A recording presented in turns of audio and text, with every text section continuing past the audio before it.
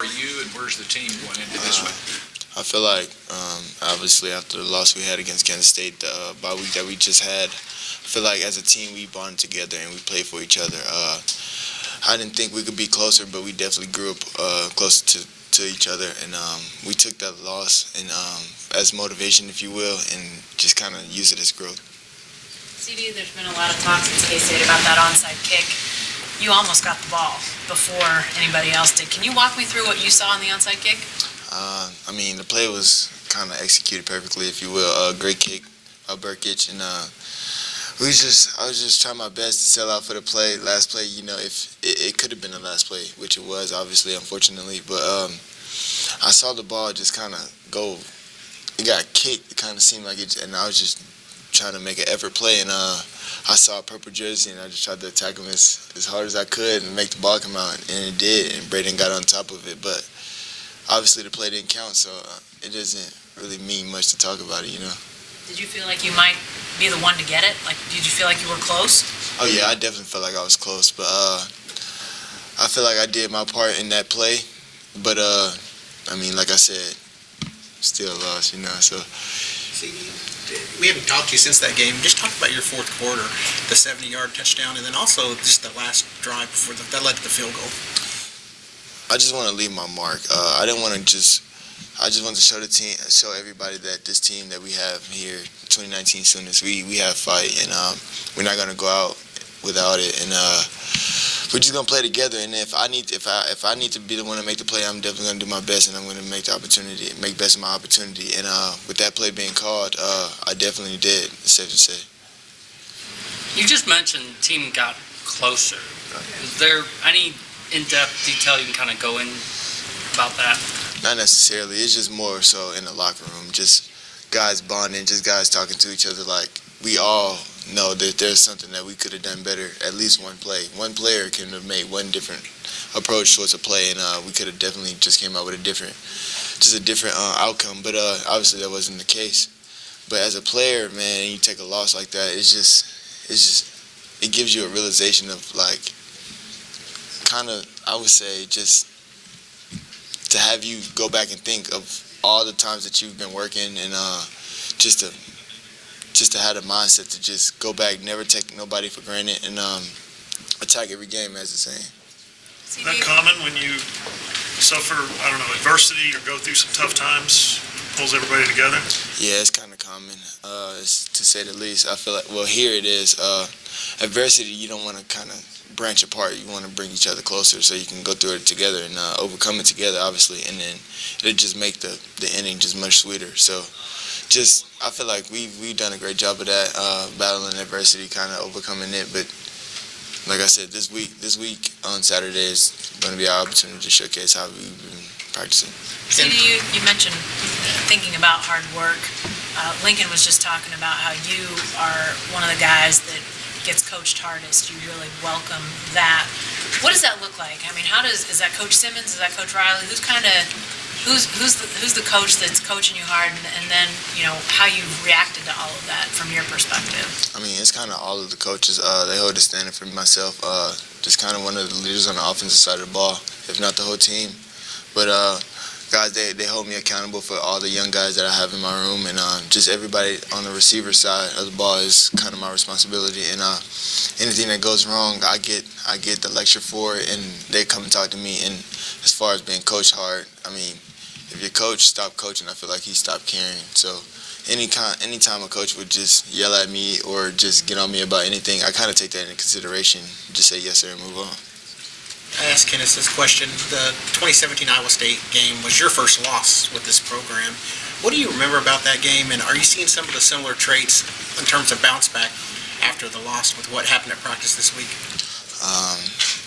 What I remember from the game is a touchdown that I scored, but I actually was hurt, and that was kind of my last play of the game. And I used that as momentum or motivation, if you will, just for this game alone. Not really just for this game. Just take every play in consideration, because you never know when it can be taken away from you. So playing against these guys is not really much of a celebration or anything, if you will. Just another game on the schedule that we gotta come out victorious. Do you think that there's one or maybe two of those young receivers that has a chance to emerge here toward the end of the year and make plays, make a statement? I feel like all the young guys, they really can. At any time they get the opportunity, like I said, I trust all them guys with anything. Them guys, they showed a lot of mental preparation. Physically, they're obviously there. Them guys are physical on the outside. They know how to attack the ball. They obviously have the big play ability, but you have yet to see it, but they definitely can do it. I'm curious about that 2017 game. How was Lincoln? That was his first loss as a head coach. How has Lincoln maybe evolved as a coach? Not necessarily as a play caller, but more as a CEO of the program. Has he grown any from that, or since that time, do you think? Not necessarily. He kind of been the same guy to us. I feel like he's always the head guy. He's always been the head guy. Simply because I'm on the offensive side of the ball, and he was the offensive coordinator. I mean, he was the head coach when I came here, but he was more so on the offensive side of the ball. So with him just kind of talking to the team and just taking everything in his hands and just being responsible for everything, it's not necessarily a change. CeeDee, something we've seen out of you increasingly is your footwork, and that leads to your elusiveness. You've always had great hands. We've seen that for years, but is the footwork and that ability to really either see the field or use the talents you have to elude guys, has that been something you've really been focused on the last year or so?